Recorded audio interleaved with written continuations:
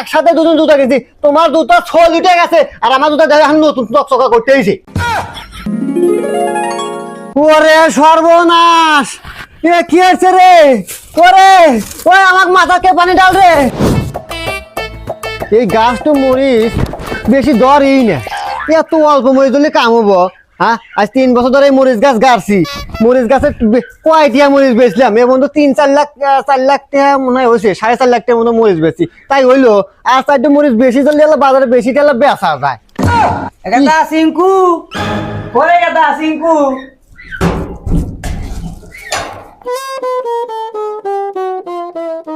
গাদা ওই তোর নানিকে বাড়িতে যাওয়া নেবো নু, তোর মাক নিয়ে আসি গে, মেলা দিন তো গেল গেছে। এ আব্বা তুমি কি কইলা? মা মেলা দিন ধরা গেছে? আরে কয়দিন হলো মা গেছে বাপের বাড়ি? হ্যাঁ, এই মানে 5 মাস হয়নি, 4 মাস কেবল 4.5 দিন মনে হয় পড়তেছে, আর তুমি আমার মা কানবে দেবে? আরে আব্বা থাকুক না আর কয়েকটা মাস মা। আরে মা থাকলি পরে আমাদের বাড়ির বাতে চালটা বাসে, কি বোঝো না তুমি? আরে বাজান বুঝি তো যে চাল বাসে, তারপরে ওই যে মানে রাইতে মানে ওই ভাত আনতে নাকি তুই জানিস না? চ হ্যাঁ বা বুঝছি, ওই রাতে ভাত আনো না কেন? ভাত আনো নাকি সকালে দুপুরে আবার রাতেও? ঠিক আছে বুঝলাম, তুমি খালি কুকিতে চাও রাতে ভাত আনো নাকি। আসলে ঘটনা হচ্ছে আব্বা, ও আমি সবই বুঝি, তুমি না ওই বুড়া হয়েছেও ঠিকই, কিন্তু তোমার ওই মনটা বুড়ো হয় নাই, তোমার মন যা রয়েছে মার কাছে কখন নিয়ে এসছো তুমি? তো বাজান বাদ দে, অত রাগারাগি হলে লাভ আছে বাজান, নু যাই। আচ্ছা নাও দুধে রাস্তা নু। চ এ দাঁড়াও, কি করো তুমি? কি হচ্ছে বাজান? জুতা খোলো, জুতা খোলো।